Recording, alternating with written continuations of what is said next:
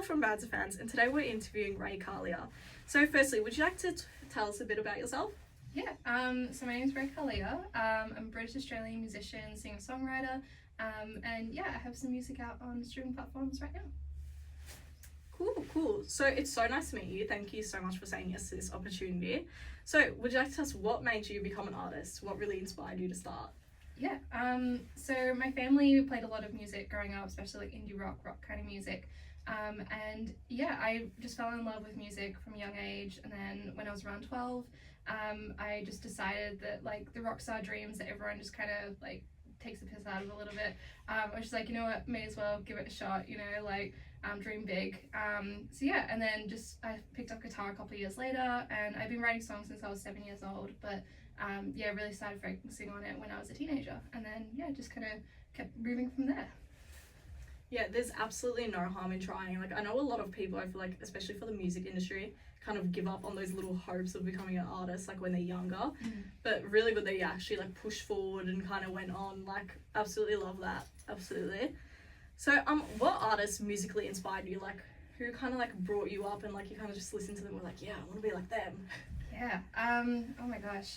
I think some of my earliest memories of music would be like my mum played a lot of Killers around the house, so that was really cool. And I think like I used to really want to be in a band, based on like people like I wanted to be a guitarist like Frank Air from My Chemical Romance and like that kind of genre I really wanted to continue on with.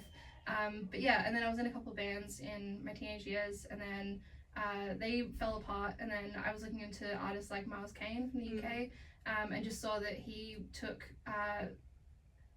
so Miles Kane like took the breakup of his former bands and then created a solo career after that. So I was like, oh, I should do the same thing. And then after that, started looking at people like Holly Humberstone, as well as still, and like and Sam Fender as well as still looking at like bands, and like Arctic Monkeys is my favorite band of all time. So I take a lot of inspiration from them. Yeah, same here. Literally, absolutely same here. Arctic Monkeys. I don't care what anyone says. They will forever be my favourite. Like, so good. I would die saying Arctic Monkeys are my favourite band. Like, same. I would be in my, like, deathbed. Like, Did you go to their concert? Yes, I've seen them 6 times now. So lucky. Yeah, you were so lucky. 3 cities around the world. You were so lucky. I would literally, like, die to see them, like, again. I was so upset because I've only seen them once, which was, like, the most recent time. Yeah. And I was going to buy tickets to the second day, and then I was like, fuck. I'm broke, can't. so I'm like just like but like I remember it was so like upsetting because I was in like year 12 then, and my teacher like was a big fan, and he like hated everyone. He was like that one teacher that hated all the students, and he comes up to me and he's like, well, I've seen them 10 times, and I was like thank you for just ruining my fucking life, but like massive flex. Like, massive flex. And he's like yeah, I was even front row for all, and I was like, and mind you, this guy is like the most like oldest man who like just like seems like he'd so not be into that music. Like he's such a like Debbie Downer, and I was like, what? Bruh. I was like, what do you mean you saw them like front row every single time? So jealous. And he's like, yeah, I even saw the last Shadow Puppets, and I was like, are you kidding me? He would have had to go overseas to see them. Definitely. Yeah, he must be like Australia. rich as. I was like, what the hell are you doing as a teacher at my high school right now? My You're God. doing that? Yeah. I was like, oh, okay, thanks. Love it. Absolutely love that though. Yeah. I see where you get like the inspo though from like Miles leaving the groups and stuff, and then like that's a really good like idea, I guess. Yeah. It's kind of like because when a like band ends, it's not like the end of your career. Like you keep going from there. Yeah, definitely. You know, it's easier. You have a lot more control over your career as well when it's just you, which is great. Exactly. Yeah. So what would you be doing if you weren't an artist? Nothing. just sitting there. It's one of those things where it's like, I think as a kid, like my like other career options that I wanted to do, I like had a rough childhood growing up, so I really wanted to be a therapist and help kids who are going through rough times. And I found like, because then like I had some, am I allowed to swear? Yeah. Okay. I went through some shit when I was like around 11, 12, and I was just like, oh, like, and like that's when I really started to think like, okay, therapy could be cool, like it's like a job. But I wasn't smart enough in psychology class to kind of continue on that. Yeah, it's so hard as well. And then like I feel like you got to definitely like look after your mental health a lot more. Whereas I found like music had saved my life. So I'm like, I think music, like if I can make music that can save someone else's life, it's like I'm still kind of doing that. Exactly. So probably a therapist. I did have a moment where I wanted to be a firefighter, but that was like when I was 5. So random moment. Oh, yep, I'm gonna be a firefighter. Yeah. I think I was too much of that. Was it Fireman Sam? Stop! I love that. I think I watched too much of that. Girl, we are so similar. Literally, when I was in high school, I wanted to be like a therapist because I was like, oh, I had a shit life. Let's become a therapist, guys. Yeah. And then I like was so shit at psychology. Literally failed, and I was like, for real. Oh. Yeah. I was like, maybe not. I remember I had to like resit tests. That was me. I literally fell asleep during the exam. Oh I went to bed. I was like, nah. I went through it, and I was like, yeah, we're not doing this today. I'm like, that's not what I'm doing. Amazing. But literally, I feel like so many people start out like that. So many people want to be like a therapist, and they get into this like. They realise how hard it is. It's so hard though. Yeah. And also to like make an impact on someone as well, and not be like that therapist which is like just ghost you and like causes more issues. Yeah, like, exactly. And it's like scary because I was like thinking the whole time when I was like studying psychology, I was like, oh my god, what if I'm the reason someone like for real? Someone? Yeah. Ooh, I was like, I might censor that just for YouTube, just in case. But like, I'm like, shit, what if I'm the reason? Yeah. I was like, oh my god. I was like, I'll never. Literally, I would never live down that. Like, someone's gonna make a show about me. Like, I can't. I could never. Okay, so with music, I keep getting off topic. I'm sorry, I yap so much.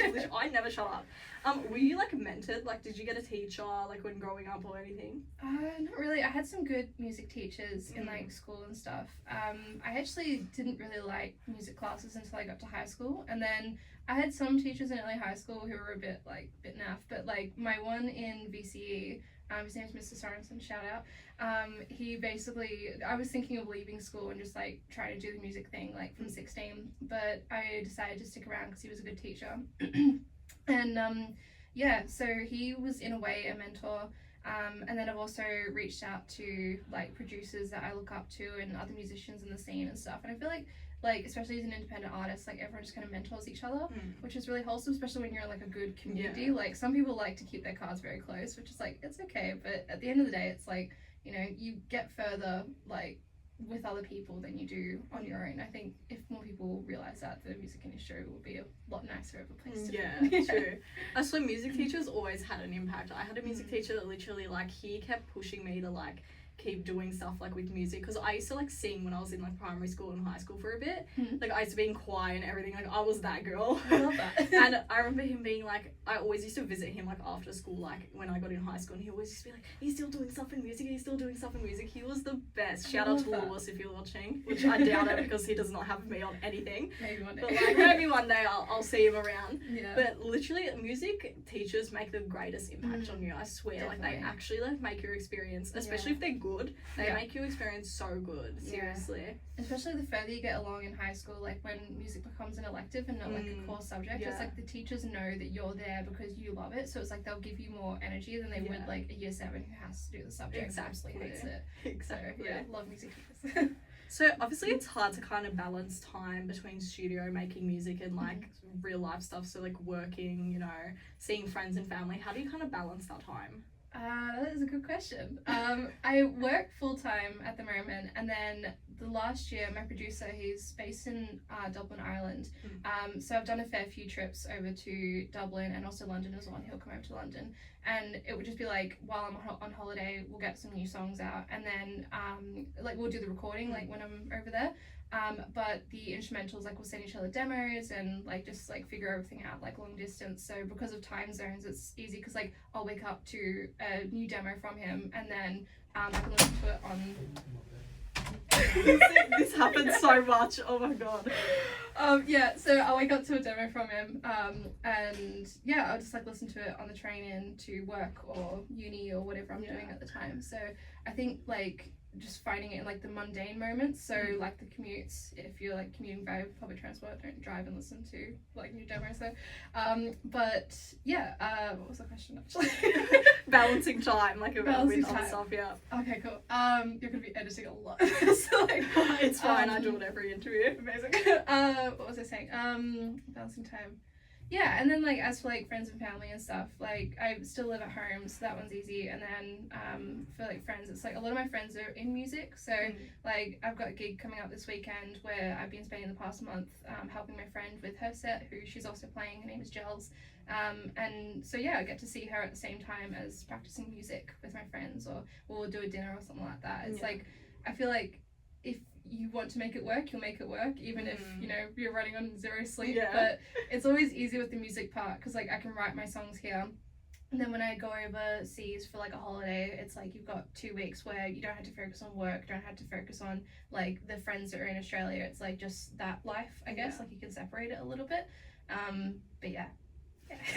Yeah, because I know that like for a lot of people it might be a bit hard to balance that stuff. Like a few of the other bands I've talked to, they kind of just go with the flow and just like, you know, they see where it takes them. But you seem to have it all on track, girl. Like you seem to be going good.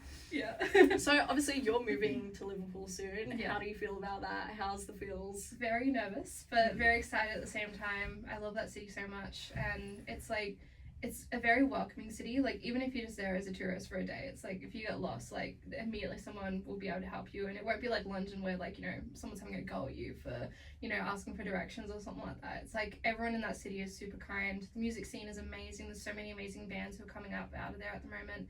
And it's just exciting to like continue my music career like in another city that's like so far removed from Australia, that's like if I need to be in London for a weekend, like I can, like I don't have to spend 48 hours traveling there, you know. Like it's super exciting, but also so nervous at the same time, like because, you know, I'm 22 years old, about to move out of home, which, you know, was bound to happen eventually, but moving out of home to the other side of the world is like scary but Full exciting. on, Yeah, a little bit.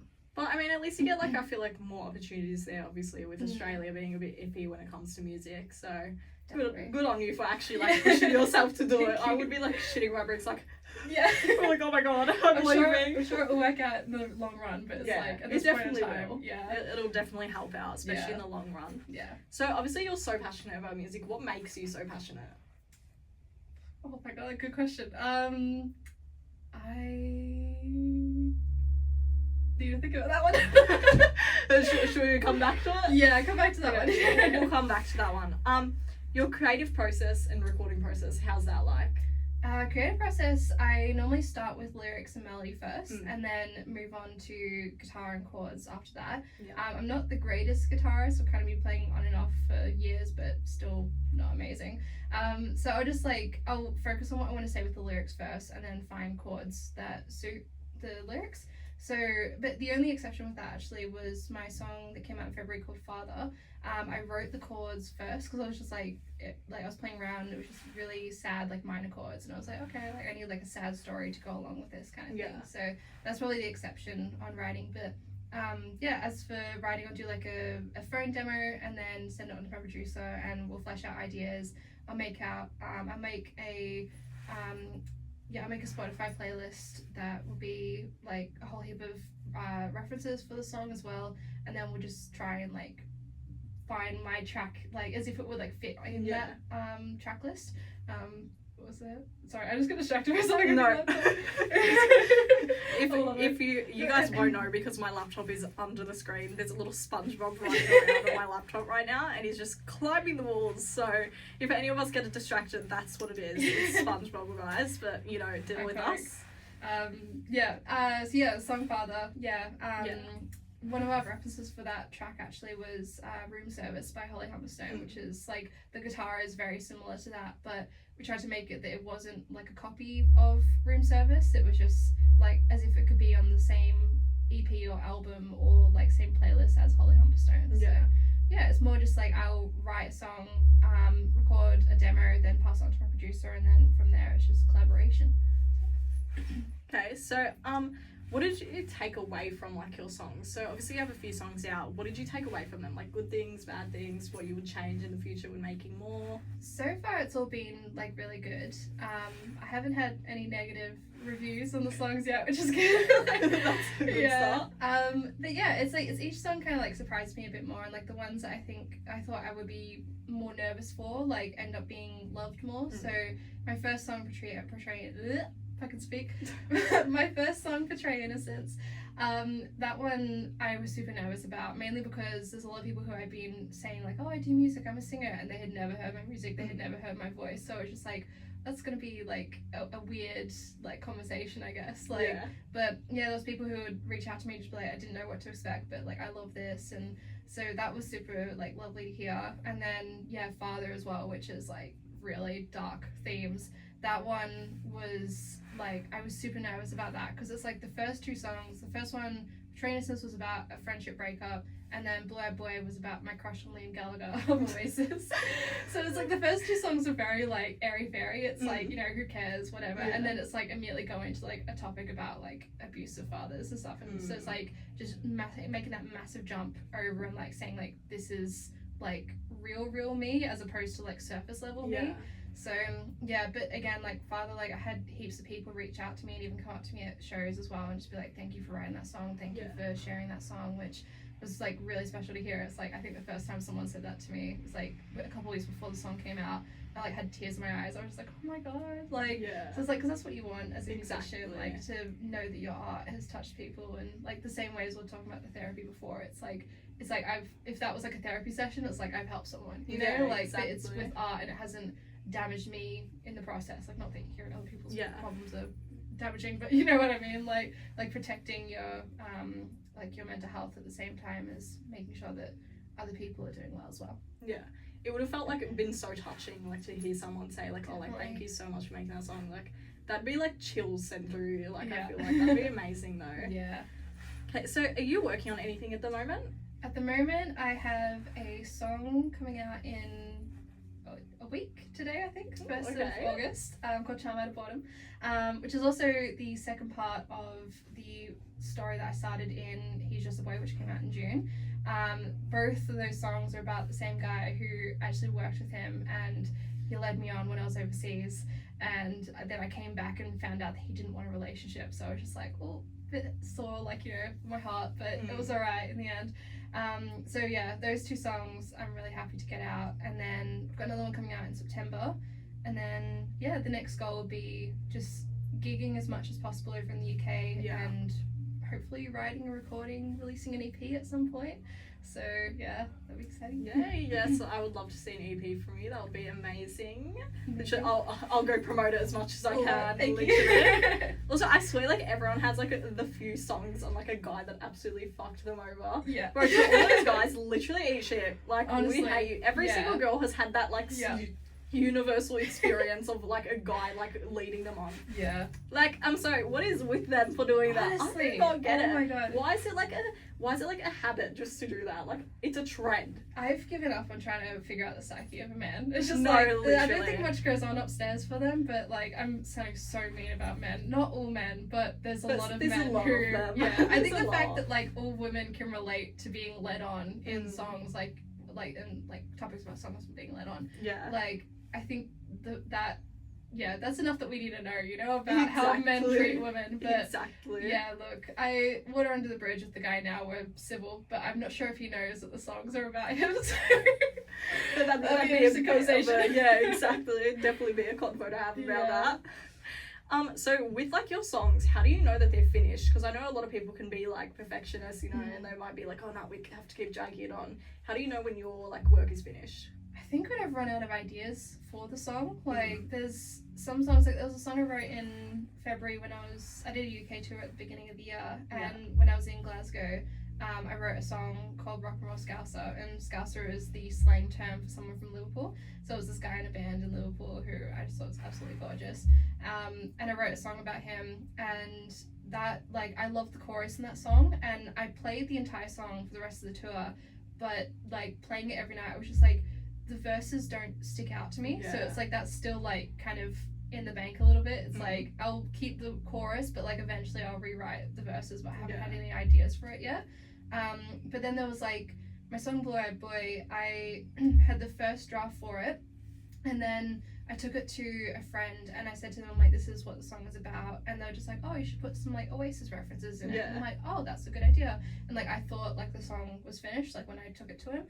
But then when he said that, I was like, oh, that's a great idea. And now, like, when you're halfway through, like, listening to the first verse and you hear, like, Supersonic, you're like, oh, okay. Like, it's just, like, if it hasn't clicked already, it's definitely clicking now. Like, so, yeah, I think just sitting with the songs for a bit and then like playing them to other people is like as nerve-wracking as it can be to play like an iPhone demo that like where you sound like absolute garbage. Like it can be like nerve-wracking but also good to have that feedback to see if there is anything that can do the song a bit more justice. And I think if people like it from an iPhone demo, like they'll like it in an acoustic crowd setting. Yeah. So it's good practice to get feedback. Yeah. And out of all your songs, what songs mean the most to you? Oh my gosh. Father, probably. I think like obvious reasons. It's like very personal song, and it's like been received very well. But I don't know. I think Portray Innocence will always be a favorite of mine because it was like I wrote that song when I was 17, and I've sat on it for nearly 5 years until I released it last year, and I was just like, it's like to finally get it out into the world and like have it no longer like clog up my voice memos on my phone was just amazing, and have it like be brought to life in the way that I wanted it to be. But yeah, Portray Innocence and Father. Yeah.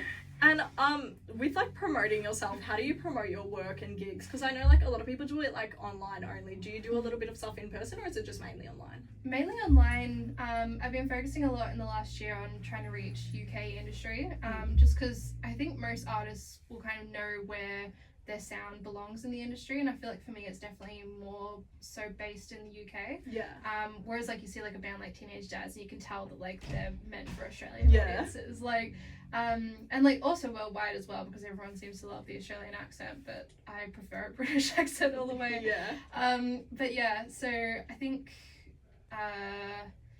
yes, so mainly promoting myself through reaching out to blogs and radio and stuff online. So every song release I'll probably do about 60 to 70 emails out to everyone, and also DMs as well, and just see if people would want to cover like whether I've got a gig or a song or like whatever project I've got coming up, just try and make connections as well.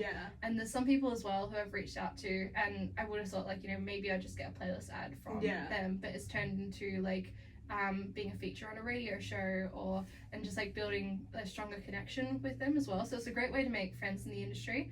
And I think when I started out, I tried to do the whole TikTok thing with being like, I just made the song of the summer, but it feels really gross to me. But it's like, I know that you have to do it, so it's like I'll eventually do it one day. But I think at this point in time, it's like I'm slowly growing my Instagram account just based on reaching out to make real connections with people.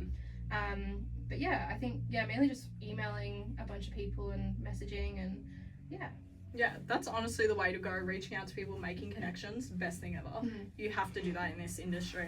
How do you deal with like anxiety before gigs, preparing for a gig? Just gotta push yourself on stage. It's one of those things where it's like, I remember like as a kid like performing, because I performed in choirs growing up as well, and just like I was never afraid, because like you're always with other people, and even when I started playing solo, like I get a little bit nervous, but I wasn't super nervous. And then I think the further you get through your life, like, and I say that like I'm 50 years old, but like when I got to like end of high school, it was just like something like the nerves are really hitting. It's like, I think if you're nervous, it means that you care, so it's definitely good to have that level of nerves, but not to the point where it's debilitating and it's going to like ruin your set. I do have like some things that I do, like I tend to do jumping jacks sometimes, just like get the nervous energy out. And then this my favorite song of all time is called Faraway Truths by Albert Hammond Jr. So I listen to that one on repeat because it's just like the chorus has this really pretty guitar line. It just calms you down. So yeah, listening to music and then cardio. Gets that adrenaline off you going eventually. For an acoustic set. And relating to gigs, what's your best gig that you've had and your worst gig? Best and worst gig. Best gig would probably be, I played a Sofa Sounds house show in January, which was really cool. And it was like, I've got some photos on my Instagram of it, but like it was just like sitting on the floor with an acoustic guitar. It was like someone's living room. They had like fairy lights around me. Like it was super, so nice, super wholesome.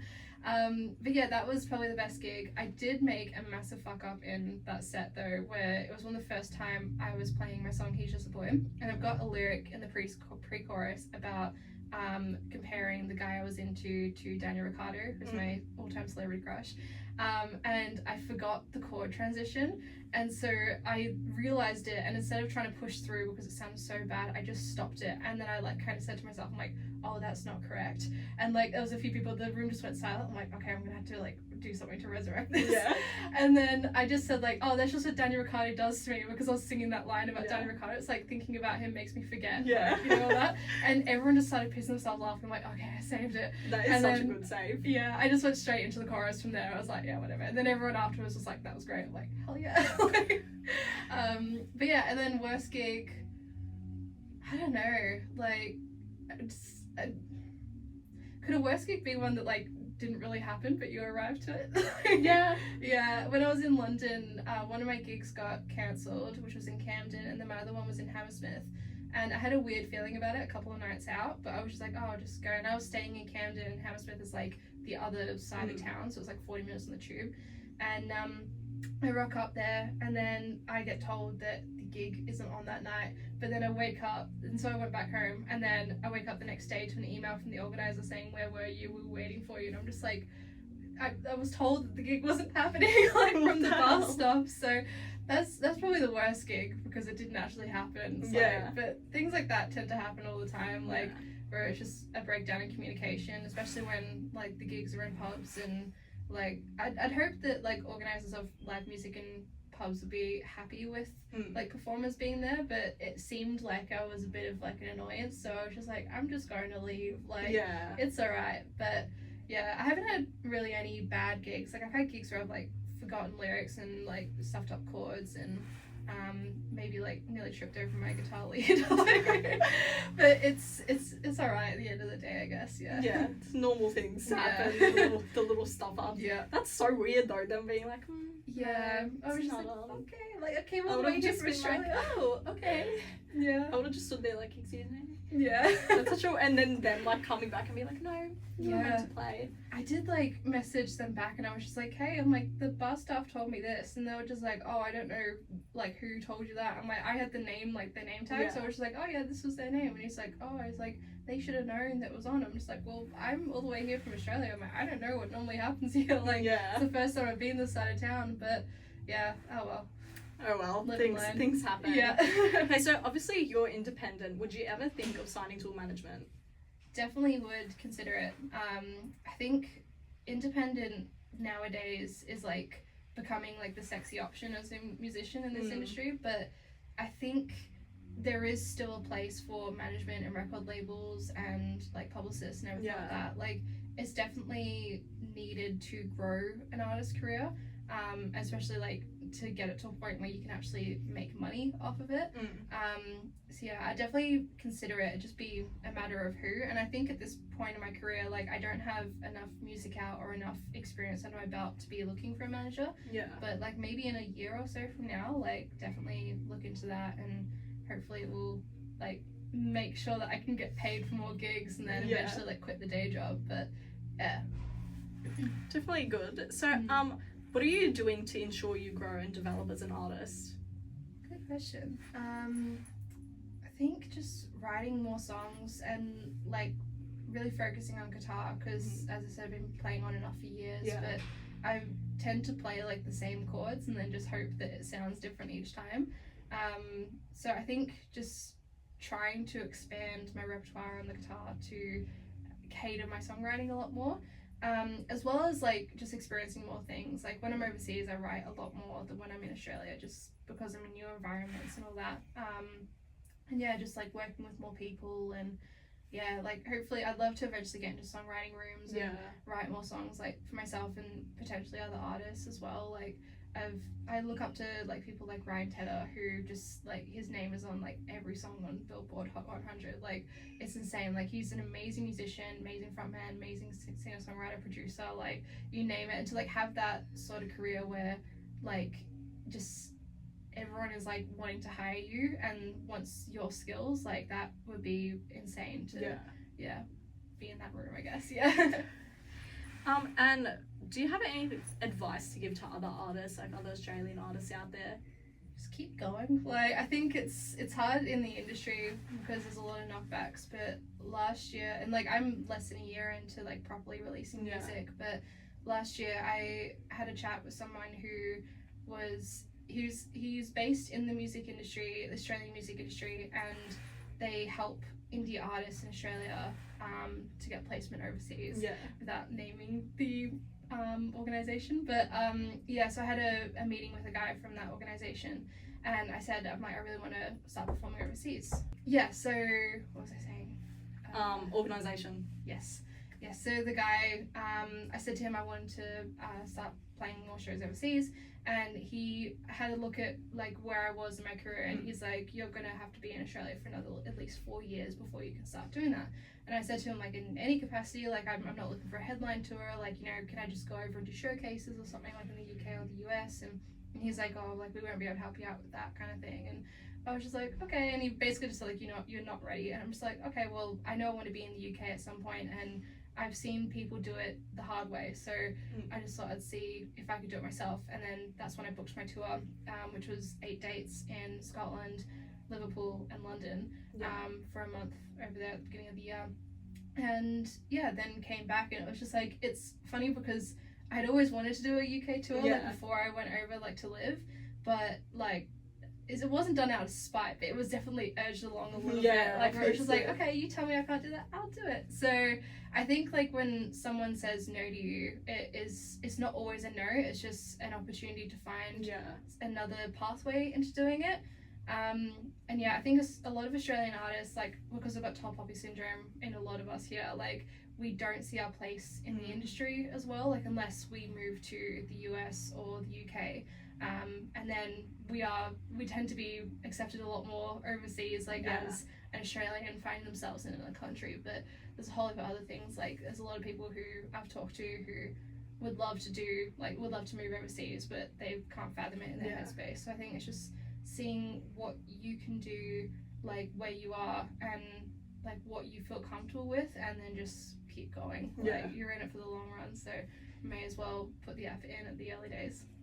Exactly. That's like so annoying with like people being like, oh no, you're not ready. Like, it's like, who's girl, like, you to say? I'm not ready. Excuse me. Honestly. Literally. Anyway, coming up on the last question, just cut it off so that the guy doesn't get mad. Do you have anything to say to fans, and also any upcoming gigs or songs you want to shout out or whatnot? Yeah.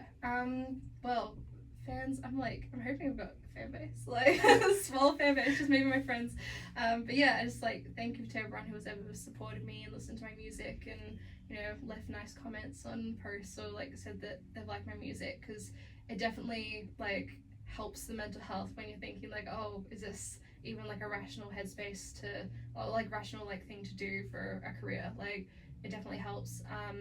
But yeah, so we'll cut it off there. Awesome. Thank you so much for saying yes to coming on. It was so nice to meet you. Too. I wish you all the best for moving to Liverpool, and hope it like absolutely storms off when you go there. Fingers crossed. Fingers crossed, literally. Awesome. But thank you so much everyone for watching. This has been Vans and Fans. Bye.